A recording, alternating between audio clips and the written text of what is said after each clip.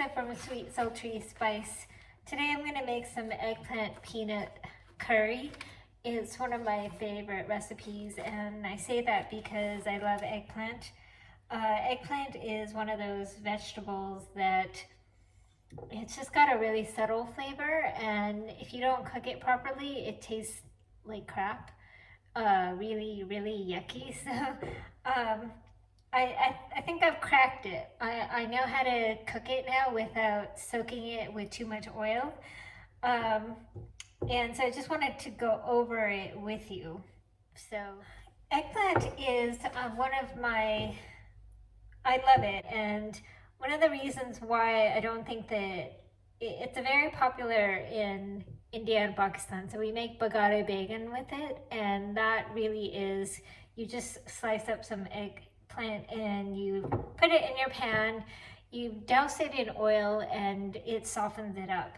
So I think the biggest problem, and it's eaten at parties, and one of the biggest problems I have with the whole concept is that eggplant is very spongy, so if you look at it and you can press it, it's just it has a lot of give to it. It soaks up way too much oil, so you can put oil in your pan till the cows come home, and they just keep soaking in the oil, and when you eat it, you're eating oil and eggplant, and it feels great when it goes down, but 20 minutes later you're not feeling so great anymore.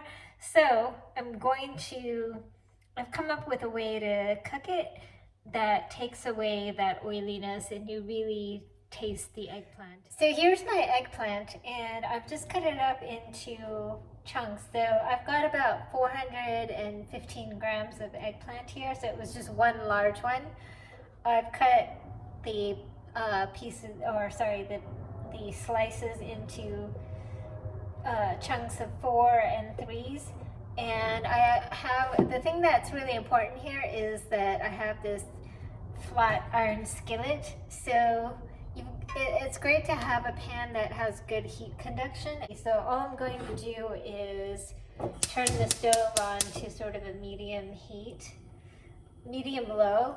Put my flat pan on the stove, let it heat up a bit, and then what I'm going to use is some cooking spray. So this cooking spray, I will coat the pan, give it a nice generous layer there, and then what you're going to do is just stick your pieces straight on here, so keep some space in between. And what I'm looking for is to get a nice dark color on both sides of these pieces.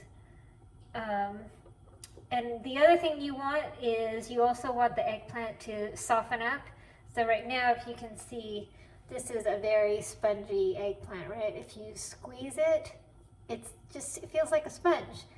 And so once it's done cooking, if I stick my knife in here, I get a lot of resistance.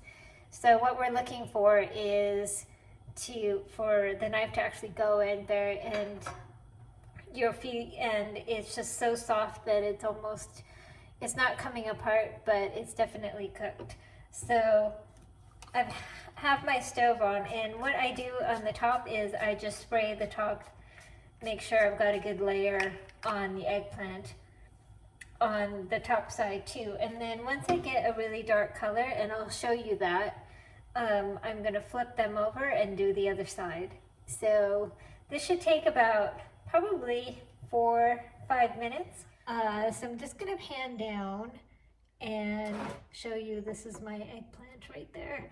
So you can see if I stick my knife in, it's just pretty much gravity is going to push it right through. It works like a dream. So I can pick one up. And if I go into, this one's a bit hot, so I'm going to get one from this pot. If I pick one up, obviously, it's very soft, and once I tear it, I should be able to tear it really easily, and you'll see that it's pretty much cooked through, and that's what you're looking for.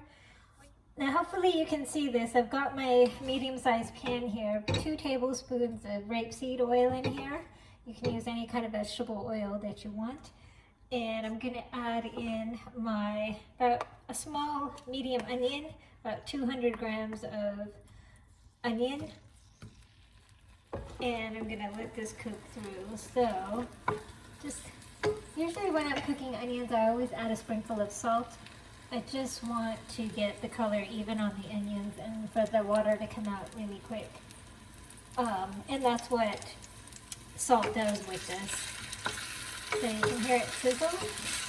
So I've cooked these for about 4 minutes or so, and just smelling them, they should smell really mellow and be a lot sweeter than what I started with. And look at just how lovely this color is. So that's what I'm looking for. I'm just going to put in some garlic. So here's my garlic that I always have to hand. You need about 2 cloves, and I'm going to guess that that's about 2 cloves. Some garlic, and then I've got some ginger that I'm just grating in. Now this is a whole head of ginger that I froze, and I'm just grating into the pan. You can do that just to save from, ginger tends to get moldy in the fridge, and I've thrown away so many ginger pieces because of that, and I found out that you can actually freeze it and then use it that way, and oh boy, it's changed my life. So garlic, ginger, and now I'm going to add in my, let that toast a bit. Add in some cumin, coriander, turmeric, and hot chili. So I've got, so here is my spice. My nice spice thing. This is my turmeric. I'm going to add about a teaspoon of turmeric, half a teaspoon of red pepper, and then I've got about a teaspoon of coriander. So nice, be liberal with your coriander and cumin. So that's a teaspoon of cumin and about a teaspoon and a half of coriander. And what I'm going to do at this point is just add a bit of water because it's a bit dry. You're going to see a lot of steam. You don't want to boil it, you just want to add some water to get a nice paste going. Give it a bit of a smell. You will smell the rawness in it. It will sting your eyes a bit, but if you just cook it for a couple of minutes, it will mellow out. I'm going to let that cook for a minute. I think I'm going to add a bit more water.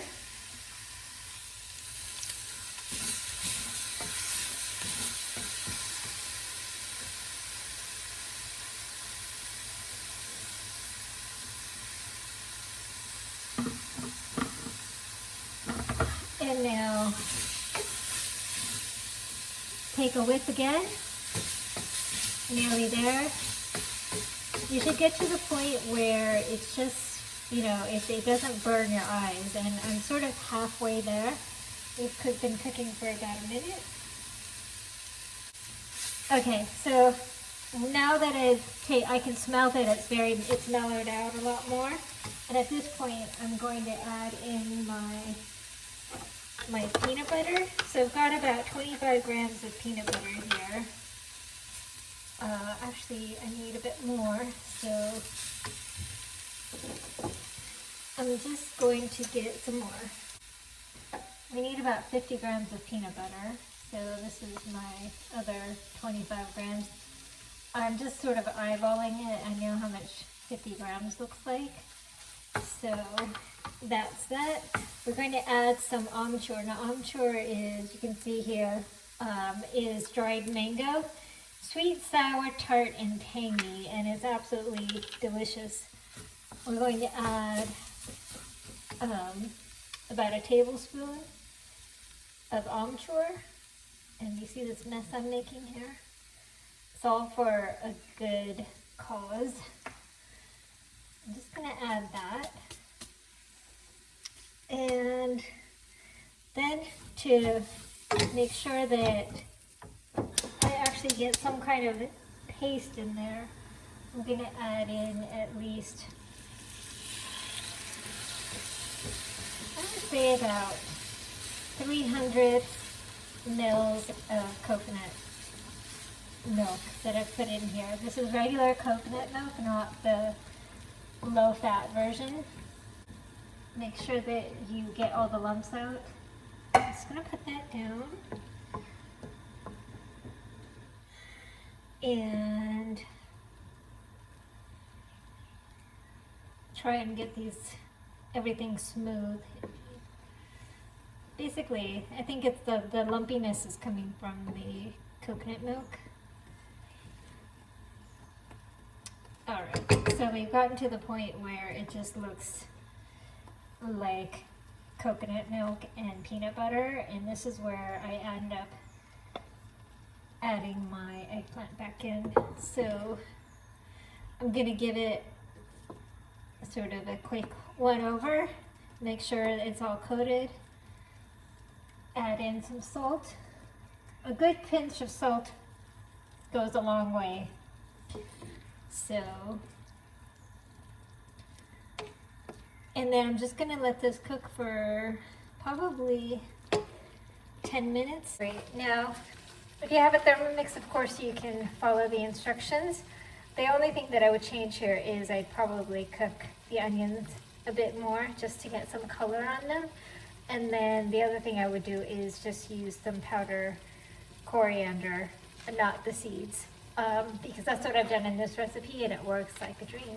So, okay, so we've gone through the whole process of cooking this eggplant, and it's been sitting on the stove, and the one thing that I forgot to mention was that just cover the pan, cook it for about 10 minutes, and then let it sit for about 5 minutes or so just to cool down, and you can serve it over a bed of rice. You can have it with naan or whatever it is that you want. And so I have it here with my lovely rice here, and it's very fork tender, so my spoon is going right through it.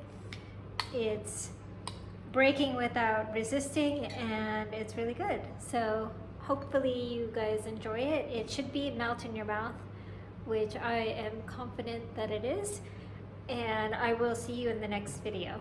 So